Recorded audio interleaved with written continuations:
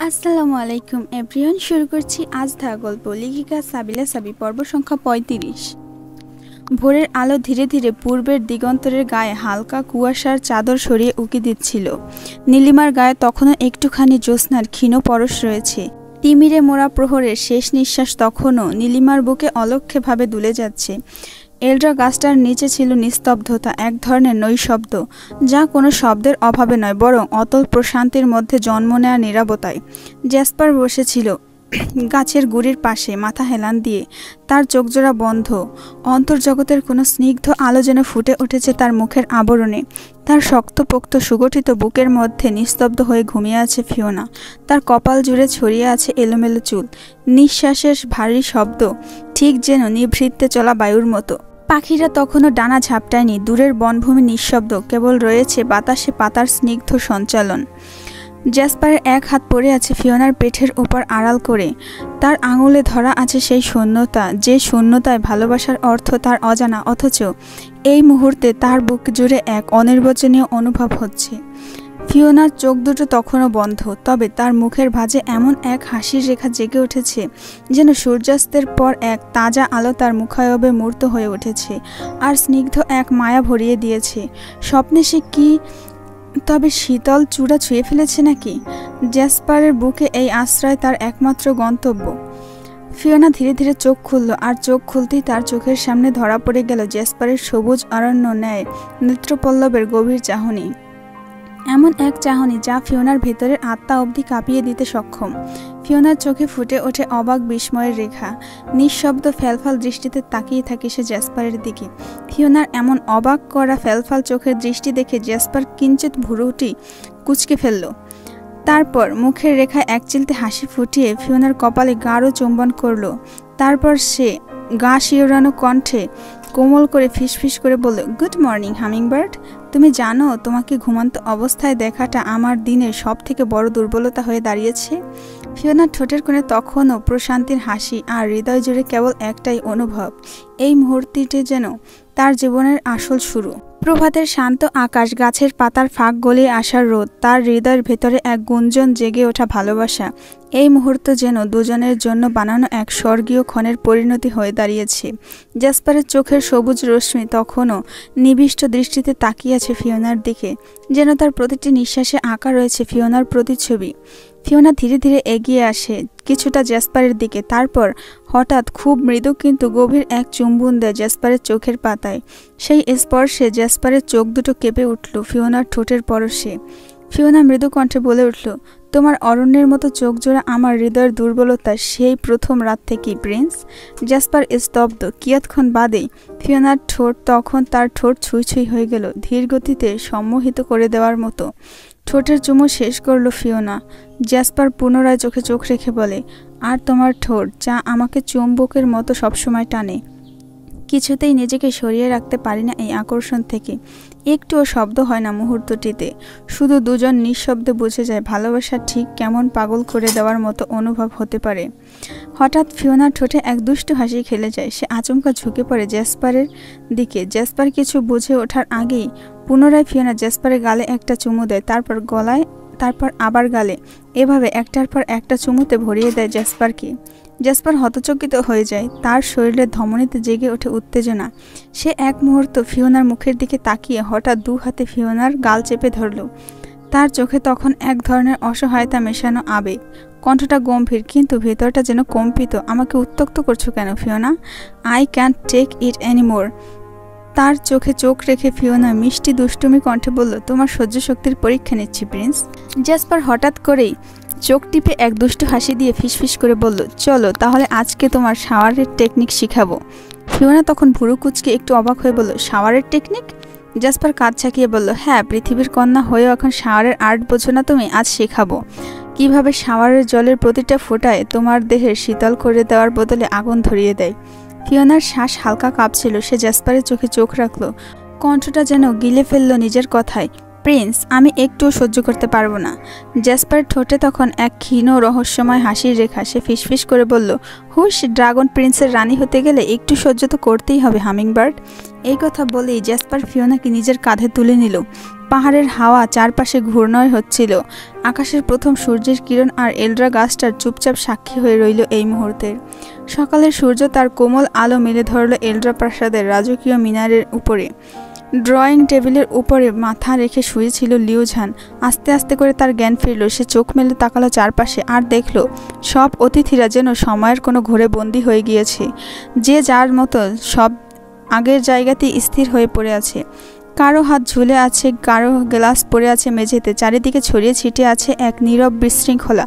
লিউঝান ধীরে ধীরে উঠে দাঁড়ালো। পকেট থেকে একটা ক্যান্ডি বের করে মুখে দিল। যখন তার মাথা প্রচণ্ড ঝিমঝিম করে বা ভেতরটা অস্থির অনুভব হয়, তখন এই ক্যান্ডিটা ওর একমাত্র আশ্রয়। এটা তার ছোট থেকেই এক প্রকার অভ্যাস। সাধারণ এক ক্যান্ডি, অথচ এটা কাজ করে একরকম মেডিসিনের মতোই। লিউঝান চোখ বুলিয়ে দেখল সবার দিকে, তারপর একজন একজন করে সবার পালস চেক করলো, ডাকলো সবাইকে। কেউ কেউ অল্প সাড়া দিল। তাদের চোখে মুখে স্পষ্ট এক প্রকার ঘোর মনে হচ্ছে। গতরাতে সবাই প্রচণ্ড ড্রিঙ্কস করেছে। সবাই যেন লুটিয়ে পড়ে আছে কাচের পুতুলের মতো। ঠিক তখনই লিউঝানের চোখ আটকে গেল সোফার দিকে। সেখানে আজ সব ভঙ্গিতে পড়ে আছে অ্যাকোয়ারা। তার রেশমি ল্যাভেন্ডারা গাউনের প্রান্তটা কোমল পায়ের ওপর খানিকটা উঠে এসেছে, যেন অনিচ্ছাতেও কিছুটা প্রকাশ করে ফেলেছে সৌন্দর্যের এক নীরব ব্যাকুলতা। লিউঝান ধীরে ধীরে এগিয়ে গেল সেদিকে। তার ভেতরে যেন এক অজানা অস্থিরতা বিরাজ করছে। অ্যাকোয়ারার সামনে গিয়ে সোফার সামনে এক হাঁটু গেড়ে বসে পড়ল। তারপর পালস চেক করলো। অ্যাকোয়ারা ঠিক আছে, কিন্তু মুখটা অস্বাভাবিক ফ্যাকাশে লাগছে অ্যাকোয়ারার। লিউঝান তার কপালে হাত রেখে টের পেল হালকা ঠান্ডা ঘাম। এক মুহূর্তে যেন সব কিছুর ভার এসে পড়ল লিউঝানের কাঁধে। অ্যাকোয়ারা নাম ধরে ডাকলো সে এক নিঃশ্বাসে, যেন নিজের অজান্তেই। তবে কোনো উত্তর এলো না। শুধু নিঃশ্বাস চলছে তার ধীরে ধীরে ভারী ছন্দে, যেন তার শরীরেও চলছে কোনো অভ্যন্তরীণ লড়াই। লিউঝানের দৃষ্টি স্থির হয়ে গেলে অ্যাকোয়ারার মুখের ওপর। এত কাছ থেকে কখনো দেখেনি ওকে। আজ প্রথমবার এত সামনে থেকে তার নিষ্পাপ মুখটা ধরা দিল লিউঝানের সামনে। সকালের রোদ্দুরের নরম কিরণ ঠিকঠাকভাবে পড়ছে অ্যাকোয়ারার মুখে। তার নীলচে রঙের চুলগুলো সেই আলোয় ঝলমল করছে যেন সমুদ্রের উপর সূর্যের ছায়া। অ্যাকোয়ারার মুখটা কোমল মায়াবী শিশুর মতো দেখাচ্ছে, যে ঘুমিয়ে আছে নিশ্চিন্তে, ভয় ভীতি হিসেবে নিকেশের বাইরে এক নিঃশব্দ আশ্রয়। লিউঝান কিছুক্ষণ চুপচাপ তাকিয়ে থাকলো। তার বুকের কোথাও যেন এক অদ্ভুত স্পর্শ খেলে গেল। অপরিচিত, অজানা, কিন্তু গভীর। হঠাৎ নিজের ভেতরে ধাক্কা খেয়ে চমকে উঠল সে। মনটা বুঝি প্রশ্ন করলো, তুই এভাবে তাকিয়েছিস কেন? তোর কি অধিকার আছে এভাবে তাকানোর? চোখ সরিয়ে নিল দ্রুত, যেন ধরা পড়ে গেছে কোনো নিষিদ্ধ অনুভবের ফাঁদে। লিউঝান কিছুক্ষণ চোখ নামিয়ে রেখে নিঃশব্দে মাথা ঝাঁকালো। নিজেকেই যেন ধমক দিল মনে মনে, এই মুহূর্তের আবেগে হারিয়ে গেলে চলবে না। সে ধীরে ধীরে আরও এগিয়ে এলো অ্যাকোয়ারার দিকে। অন্যদিকে মুখটা ঘুরিয়ে নিয়ে খুব আস্তে আস্তে করে গাউনটা তার পায়ের ওপর থেকে টেনে নামিয়ে দিল, একটুও না তাকিয়ে। তারপর নিঃশব্দে অ্যাকোয়ারারকে কোলের মধ্যে তুলে নিল। একটা আলগা নিঃশ্বাস বেরিয়ে এলো লিউঝানের ফুসফুস থেকে। অজানা এক অনুভবের ভার যেন বুকের ওপরে নেমে এসেছে। সিঁড়ির ধাপে ধাপে সে যতটা সম্ভব ধীরে ধীরে পা ফেলল। মেয়েটা যেন একটুও না কাঁপে, একটুও না জাগে। চুপচাপ গভীর মনোযোগে সে অ্যাকোয়ারাকে নিয়ে গেল উপরের ঘরে। তারপর খুব সন্তর্পণে তাকে শুয়ে দিল বিছানায়। চাদরটা টেনে দিল গায়ে। নিজের ভেতরে হালকা কাঁপুনি চেপে রেখে এক ঝলক তাকালো মেয়েটার ঘুমন্ত মুখের দিকে। তখনও অ্যাকোয়ারার মুখে সেই নিষ্পাপ প্রশান্তি। লিউঝান যখনই অ্যাকোয়ারাকে বিছানায় শুয়ে ধীরে ধীরে বিছানা ছেড়ে উঠে যাচ্ছিল, তখন একটা কোমল টান অনুভব করলো। কেউ তার হাতটা ধরে ফেলেছে। লিউঝান অবাক হয়ে তাকালো। ঘুমন্ত অবস্থায় অ্যাকোয়ারা তার হাত চেপে ধরেছে, আবার ফিসফিস করে কিছু একটা বলছে। সে কিছুতেই বুঝতে পারছিল না। আস্তে করে ঝুঁকে পড়লো, নিজের কানটা নিল অ্যাকোয়ারার ঠোঁটের কাছে। নিঃশ্বাসের মাঝে ভেসে এলো তারই নাম, লিউঝান, লিউঝান। লিউঝানের বুক কেঁপে উঠল। ঘুমের ভেতরে এই মেয়ে তার নাম ডাকছে। অতল ঘুমের মধ্যেও সে ডাকছে লিউঝানকে, যেন তার অবচেতন মনের একমাত্র ভরসা, একমাত্র আশ্রয় এই ছেলেটা। লিউঝান স্তব্ধ হয়ে গেল, চুপচাপ বসে রইল কিছুক্ষণ। মেয়েটা তাকে এমন নির্ভরতায় ডাকছে ঘুমের অতল থেকে, নিঃশ্বাসের গোপনে। সে আস্তে করে হাতটা ছাড়িয়ে নিল, তবে এবার আর উঠে যায়নি। চুপচাপ বসে রইল পাশে। মনের গভীরে প্রথমবারের মতো এক প্রশ্ন উকি দিল, এই মেয়েটা কেন তাকেই ডাকলো? রাতটা যেন সিলভার জন্য বিষাদে মোড়ানো এক নিষ্ঠুর অধ্যায় ছিল। ভোরের আলো ফোটার অনেক আগেই চোখের জল শুকিয়ে গিয়েছিল তার। শুধু কান্নার অবশিষ্ট ভার আর ক্লান্তি তাকে ঠেলে দিয়েছিল এক গভীর ঘুমে। সেই ঘুম এসেছিল এথিরিয়ানের কক্ষেই, সোফার এক কোণে। সকাল হতেই চোখ খুলল সিলভার। শরীরটা ভার লাগছিল, কিন্তু তার চেয়েও বেশি ভার লাগছিল মনে। কালকের রাতটা মুহূর্তে ফিরে এলো তার মস্তিষ্কে। এথিরিয়ানের নির্মমতা, তার অজান্তে জোর করে কাছে আসা, সবকিছু মনে পড়তে চোখে জল ফিরে এলো না, বরং ফিরে এলো এক তীব্র ঘৃণা।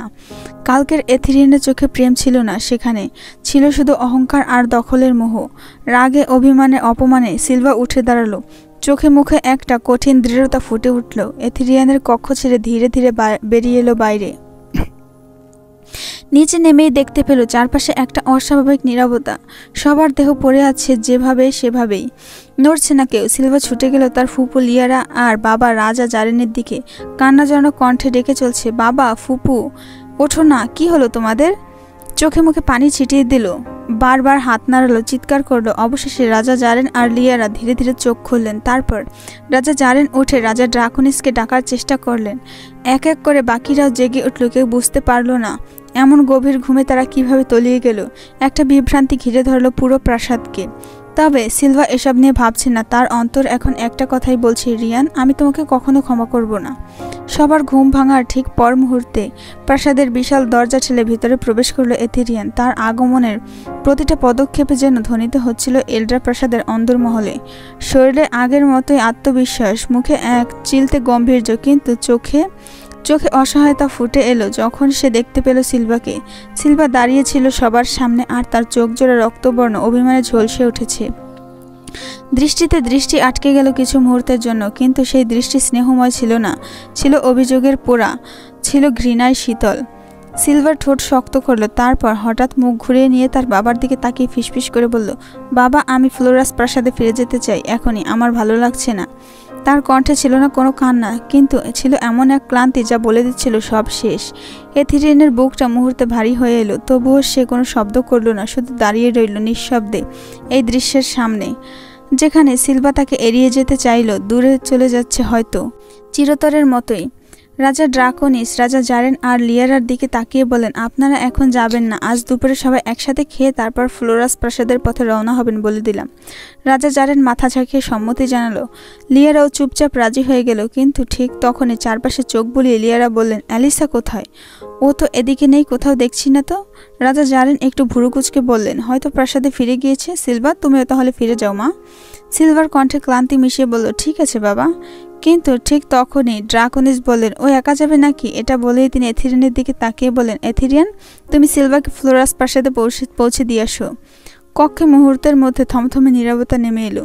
সিলভা মাথা তুলে তাকালো এথিরিয়ানের দিকে, চোখে ছিল তীব্র এক অবজ্ঞা। তারপর গলা শক্ত করে বলল, দরকার নেই, আমি একাই যেতে পারবো, আমার গাড়ি আছে, ড্রাইভারও আছে। এটা বলেই আর এক মুহূর্ত না দাঁড়িয়ে হনহন করে বেরিয়ে গেল। চওড়া প্রাসাদের হলরুমে পেরিয়ে গেল সে এমনভাবে যেন কোনো হাওয়ার মতো ভেসে গেল এথিরিয়ানের সামনে দিয়ে। এথিরিয়ান হতবাক হয়ে তাকিয়ে রইল। কিছুক্ষণ পর দ্রুত পা ফেলে সে ছুটে গেল সিলভার পেছনে। সিলভা গাড়িতে উঠে পড়েছে, ততক্ষণে গাড়ির দরজা বন্ধ। এথিরিয়ান ছুটে গিয়ে গাড়ির জানালার বাইরে দাঁড়িয়ে ঝুঁকে পড়ল, গলার স্বর কেঁপে উঠল, সিলভা প্লিজ, তোমার সাথে আমার একটু কথা আছে, শুধু একবার শোনো প্লিজ, খুব জরুরি কথা। সিলভা একবারও তার দিকে তাকালো না, শুধু ঠোঁট শক্ত করে ড্রাইভারকে বলল, গাড়ি চালু করুন। গাড়ি চলতে শুরু করলো। এথিরিয়ানের সামনে দিয়ে ধুলোর দমকে চলে গেল সেই গাড়ি, সঙ্গে চলে গেল সেই না বলা কথার ভার আর একটা না ফিরে আসার সুযোগ। গাড়ির ধুলো হাওয়ার সাথে মিলিয়ে যাওয়ার পরেও এথিরিয়ান দাঁড়িয়ে রইল ঠিক সেখানেই। তার চোখ যেন শূন্যতায় আটকে গিয়েছে। ধীরে ধীরে ঘাড়ে হাত বুলিয়ে নিল, যেন সমস্ত ভার সেখানে জমে আছে। তারপর একটা দীর্ঘ নিঃশ্বাস ফেলে কণ্ঠটা ভেঙে উঠল, এখন আমি কি করে তোমার রাগ ভাঙাবো সিলভা? একটা ছোট্ট হাসি ফুটলো ঠোঁটে, যার মধ্যে দুঃখের ঝাঁজ স্পষ্ট। তুমি না বললেও আমি জানি আমার উপস্থিতি এখন তোমার জন্য বিষ। তবুও আমি চেষ্টা করব তোমাকে ফেরানোর, কারণ আমি এবার আর তোমাকে হারাতে চাই না। দুপুরের একটু আগে লিয়ারা হেঁটে এলেন জ্যাসপার ফিওনার কক্ষের সামনে। হালকা কড়া নাড়লেন, ফিওনা মা ওঠো, সকালে নাস্তা করবে তো? কিন্তু ভেতর থেকে কোনো সাড়া শব্দ পেল না। তাই তিনি কক্ষের দরজা ঠেলে ভিতরে গেলেন, আর ভেতরে ঢুকে তিনি দেখলেন কিন্তু কক্ষ ফাঁকা। চোখ ছুটে গেল বিছানার দিকে, সেখানেও কারো ছায়া নেই। জলজ্যান্ত নিস্তব্ধতা। লিয়ারা অবাক হয়ে পেছনে ফিরে তাকালেন। তাড়াতাড়ি পুরো প্রাসাদে খোঁজ করতে লাগলেন। বাগান, ছাদ, রান্নাঘর, অন্দরমহল, কোথাও নেই ওরা দুজন। ঠিক তখনই পাশের সিঁড়ি দিয়ে নেমে এলো এথিরিয়ান, হাতে এক গ্লাস দুধ। ফুপি, কোনো সমস্যা? লিয়ারা চট করে বললেন, আমি তোমার ফুপি নেই, আন্টি বলবে। এথিরিয়ান একটু অপ্রস্তুত হয়ে হেসে বলল, সরি আন্টি, জেস ভাইয়া হয়তো ফিওনাকে নিয়ে ঘুরতে বেরিয়েছে। লিয়ারার চোখ রাঙা হয়ে উঠল। ঘুরতে বেরিয়েছে? কাউকে কিছু না জানিয়ে? আমার মেয়েকে নিয়ে সকালে উঠে কোথাও চলে গেল? এটা কি ধরনের ব্যবহার? রাজার ঘর থেকে শিষ্টাচার শেখায়নি? তিনি বিরক্ত হয়ে প্রাসাদের দরজার দিকে হাঁটলেন।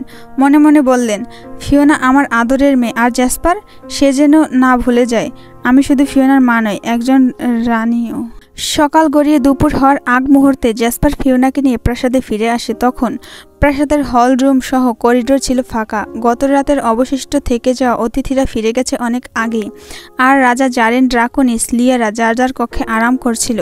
জ্যাসপার ফিওনাকে নিয়ে প্রাসাদে প্রবেশ করে সরাসরি ফিওনাকে নিয়ে নিজেদের কক্ষের বাথরুমে প্রবেশ করলো। এটা ছিল কোনো সাধারণ বাথরুম নয়, এটা ছিল আধুনিক প্রযুক্তি আর রাজকীয়তার মিশ্রণে এক টুকরো স্বর্গ। পুরো বাথরুমটাই ছিল যেন কাচের ঘেরা, যেন বাইরের দিক থেকে দিনের বেলার মেঘের ভেলা আর রাতের নক্ষত্র ভরা আকাশের মুগ্ধতা দেখা যায়। ঝর্ণাটা ছিল বাথরুমের একদম মাঝখানে, বিশাল এক বক্সের মতো প্ল্যাটফর্মের ওপর। তার মাথা থেকে নেমে আসা স্বচ্ছ পানির ধারা এক অভিজাত ঝর্ণার মতো পড়ছিল, যেন কেউ আলতো করে আকাশ থেকে পানি ঢালছে। দেওয়াল জুড়ে শ্বেতসাদা মার্বেলের কাজ, আর ঝর্ণার নিচে বসানো হয়েছিল সোনালি রঙের লাইটিং, যা গায়ে পড়লে মনে হয় কেউ সোনার ছায়া মেখে দিয়েছে। ঝর্ণার এক পাশে ছিল বিশাল এক আয়না, মার্বেল সিল্ক, আর এক পাশে স্মার্ট বেসিন, যার সেন্সরে হাত দিলেই পানি প্রবাহিত হয়। হ্যান্ড শাওয়ারটা ছিল অলংকার খচিত ড্রাগনের আকায় তৈরি হোল্ডার, আর পানির ধারায় নীল আলোতে জ্বলে উঠত। বাথরুমের প্রতিটি কোণ জুড়ে ছিল আরামদায়ক সুগন্ধ, ল্যাভেন্ডার আর সামুদ্রিক হাওয়ার মিশ্র ঘেরান। বাতাসে হালকা সঙ্গীত চলছিল, মৃদু কামনার সুরে। এটা শুধু এক টুকরো জায়গা নয়, যেন ছিল রাজা রানীর মিলনের জন্য প্রস্তুত এক স্বর্গীয় মঞ্চ। জ্যাসপার নিঃশব্দে ফিওনাকে টেনে আনলো বড় বেসিনের বড় রাজকীয় আয়নার সামনে। আয়নার প্রতিচ্ছবিতে ধরা পড়ল এক নারীর নরম ভয় আর এক ড্রাগনের নিঃশব্দ দাবি। ফিওনার হৃদস্পন্দন বেড়ে যাচ্ছিল। জ্যাসপার এক হাতে ফিওনার কোমর জড়িয়ে ধরল, আর এক হাতে তার ঘাড় থেকে ধীরে ধীরে সরিয়ে দিল চুলগুলো। তার স্পর্শে ফিওনার শরীর শিউরে উঠল। হঠাৎ করে জ্যাসপার হাত বাড়িয়ে ধরল হ্যান্ড শাওয়ারটা, আর ফিওনার ঘাড় বরাবর নামিয়ে দিল এক ধারা নরম উষ্ণ পানি। পানির ধারায় যেন চুম্বন ঝরছিল। ফিওনা চোখ বন্ধ করে অনুভব করল, পানির চেয়ে গরম ছিল জ্যাসপারের নিঃশ্বাস, তার বুকের ঠিক পেছনে স্পর্শ, আর কাঁধে এসে পড়ার ঠোঁটের নীরব দাবি। জল ধীরে ধীরে ফিওনার ঘাড় বেয়ে গড়িয়ে পড়ছিল, আর জ্যাসপার তার ঠোঁট ঘাড় বেয়ে নিচে নেমে আনছিল, জলের সঙ্গে প্রতিযোগিতা করছিল যেন। তার নিঃশ্বাস ফিওনার ত্বকের ওপর একটা একটা আগুনের রেখা রেখে যাচ্ছিল। তুমি জানো না ফিওনা, তোমার এই কাছে আসার মুহূর্তটাকে আমের ভিতর থেকে কেমন ভেঙে ফেলে। জ্যাসপার ফিসফিস করে বলল। তার হাত ধীরে ধীরে পেছন থেকে ফিওনার কোমর জড়িয়ে ধরল। ফিওনা শিউরে উঠল, ঠোঁট কামড়ে নিজের কম্পন চেপে রাখল। জ্যাসপার তাকে নিজের দিকে ঘুরিয়ে আনলো।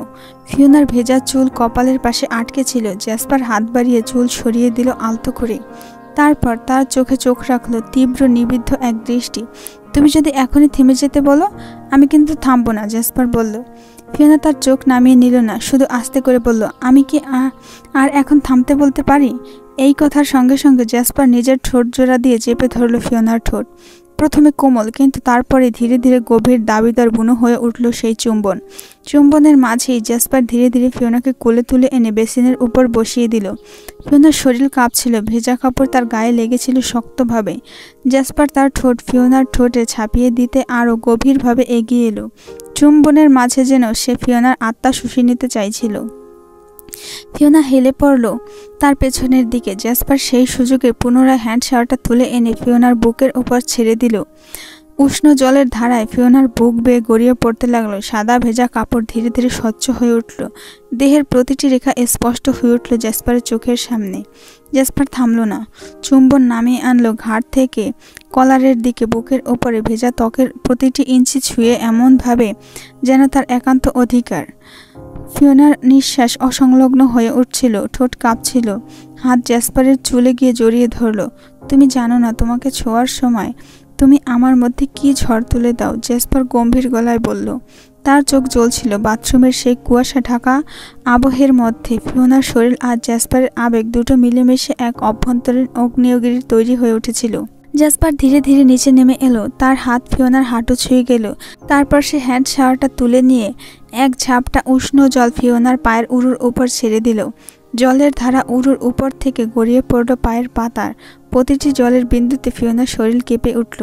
জেসপার ধীরে ধীরে তার ঠোঁট ফিওনার পায়ের পাতায় ছুঁয়ে চুম্বন করল। তারপর পায়ের পাতা বেয়ে উপরে উঠতে লাগলো সে। প্রতিটি চুম্বনে যেন ফিওনার রক্ত গরম হয়ে উঠছিল। জেসপারের প্রতিটি স্পর্শ ছিল দাবিদার, গভীর আর অধিকার বোধে ভরা। ফিওনার দৃষ্টি ঝাপসা হয়ে আসছিল। সে নিজেকে থামাতে পারছিল না। ঠোঁট ফাঁকা হয়ে নিঃশ্বাস বেরিয়ে আসছিল দ্রুত গতিতে। জেসপার থেমে থেমে উরু থেকে পাতার কিনারায় ঠোঁট রেখে আঁকছিল, যেন এক শিল্পী তার ক্যানভাসে রং ছড়াচ্ছে। ফিওনা তখন বেসিনের ধারে শক্ত করে ধরে নিজেকে আটকে রাখার চেষ্টা করছিল। তুমি বুঝতে পারছো তো হামিংবার্ড? জেসপার ফিসফিস করে বলল, ঠোঁট উরুতে ছুঁয়ে, এ জগতে তুমি আমার, শুধুই আমার। জল রঙের মতো নিঃশব্দে বাথরুমে ছড়িয়ে পড়ছিল বাষ্প। বেসিন থেকে ফিওনাকে জেসপার আস্তে করে নামিয়ে আনলো। তার চোখ তখনও এক ধরনের ঘোর, কিছুটা অবিশ্বাস, কিছুটা অভিমানে মিশে থাকা নীরবতা। সে কিছু না বলে ধীরে ধীরে ফিওনার ভেজা পোশাকটার সুতো টেনে খুলে ফেলতে শুরু করলো। কাপড়গুলো মেঝেতে নেমে আসতে সে হাত বাড়িয়ে ফিওনার কাঁধ ছিল নরমভাবে, যেন ওর দেহ নয়, হৃদয় ছুঁয়ে দিচ্ছে। জেসপার শাওয়ার জেল হাতের তালুতে নিয়ে ফেনা তুলল। তারপর সাবানের ফেনায় ভেজানো হাত তুলছিল। ধীরে ধীরে ফিওনার কাঁধ থেকে বাহু বেয়ে নেমে আসছিল, আঙুল থেকে আঙুলে। ফিওনার আঙুলের ফাঁকে সে নিজের আঙুলগুলো গুজে দিল সাবধানে, কোমলতায়, যেন এই স্পর্শের মধ্যে সে হাজার শব্দ বলে দিতে চাইছে। ফিওনা ধীরে ধীরে চোখ বন্ধ হয়ে এলো। শব্দহীন সেই মুহূর্ত, শুধু মাঝখানে ঝর্ণার পানির শব্দ পড়ার শব্দ আর দুটি নিঃশ্বাস মিশে ছিল বাতাসে। হঠাৎ করে মুহূর্তটা বদলে গেল। জেসপার যেন নিজের ধৈর্য সীমানা পার করে ফেলল। এক ঝটকায় ফিওনাকে নিজের দিকে ঘুরিয়ে নিল। তার ভেজা চুলগুলো ছড়িয়ে পড়ল বাতাসে। সে এক হাত দিয়ে ফিওনার কোমর আঁকড়ে ধরল, অন্য হাতে গলা চেপে ধরল আলতো অথচ জোরালোভাবে। একটা শ্বাস নিতে না দিতেই জেসপার ঠোঁট জোড়া ধরল ফিওনার ঠোঁটকে। শুধু একটা চুম্বন ছিল না, ছিল দাবিদার অধিকার, ভেতর থেকে উঠে আসা এক আদিম অনুভূতির বহিঃপ্রকাশ। পেছনে চাপতে চাপতে ফিওনার পিঠ ঠেকে গেল ঠান্ডা কাচের দেয়ালে। জল আর বাষ্প মিশেছিল সেই কাচে, আর তার গায়ে গলে যাচ্ছিল জেসপারের উষ্ণতা। সে ফিওনাকে মিশিয়ে ফেলেছিল দেয়ালের সাথে, যেন এই ভেনাসের কিছুই আর তাদের মাঝখানে না থাকে, শুধু শ্বাস স্পর্শ, এক তীব্র অনুভূতির ঝড়। চুম্বনের গভীরতা ধীরে ধীরে বাড়ছিল। ফিওনা যেন নিঃশ্বাস নিতে ভুলে গিয়েছিল জেসপারের ঠোঁটের তাপে। তারপর ছোঁয়ার দাবিতে সমস্ত স্নায়ু থমকে দাঁড়িয়েছিল। জেসপারের হাত এক মুহূর্তের জন্যও থামেনি। কাচের দেওয়ালের সঙ্গে মিশে থাকা ফিওনার শরীর জুড়ে ছড়িয়ে পড়েছিল তার আঙুলের দখলদার স্পর্শ। একদিকে কোমরের বাঁক, অন্যদিকে ভেজা চুল সরিয়ে জেসপার তার পিঠের উপর রেখেছিল আগুনের মতো হাত। তার আঙুলগুলো যেন কথা বলছিল, আকুলতা, ক্ষুধা, অথচ সেই সাথে অদ্ভুত এক কোমলতা মিশেছিল। ফিওনার শরীর শিউরে উঠছিল। সে বুঝতে পারছিল না এই উত্তাপ তাকে গলিয়ে দিচ্ছে নাকি ভেতর থেকে ভেঙে দিচ্ছে। আর জেসপার, সে যেন নিজেকে হারিয়ে ফেলেছে ফিওনার শরীরে। তার হৃদয়ের ভিতরকার জায়গাটায় প্রবেশ করতে চাইছে, যেখানে জেসপার ছাড়া আর কারো প্রবেশ করা ঘটেনি। জেসপার হ্যান্ড শাওয়ারটি আবার তুলে নিল। শীতল জল ধীরে ধীরে ফিওনার গা বেয়ে গড়িয়ে পড়ছিল, যেন তার সমস্ত অনুভূতিকে জাগিয়ে তুলছিল।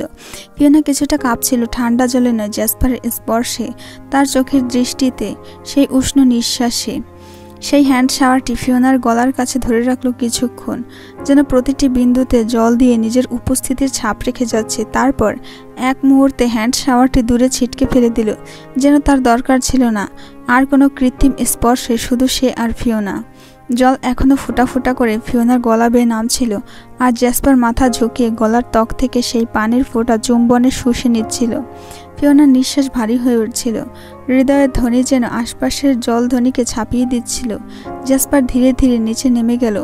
তার চুম্বনের রেখা ফিওনার ত্বক জুড়ে আঁকা হচ্ছিল। গলার তল থেকে বুকের বাঁক পেরিয়ে পৌঁছল নাভির কাছাকাছি। সেখানে এসে তার ঠোঁট থেমে গেল এক মুহূর্ত। তারপর গভীর এক চুম্বনে সে ফিওনার অনুভূতিকে আরও এক ধাপ গভীরে টেনে নিয়ে গেল। সেই মুহূর্তে শব্দ ছিল না, শুধু অনুভব, শুধু শরীর জুড়ে নেমে আসা এক অদ্ভুত জাদুময় নিঃশব্দ ঝড়।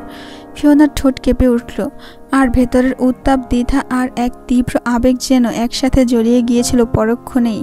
সে নিজের ঠোঁট কামড়ে ধরল, যেন কোনোভাবে নিজের শ্বাস, নিজের স্পন্দনকে সংবরণ করতে চাইছে।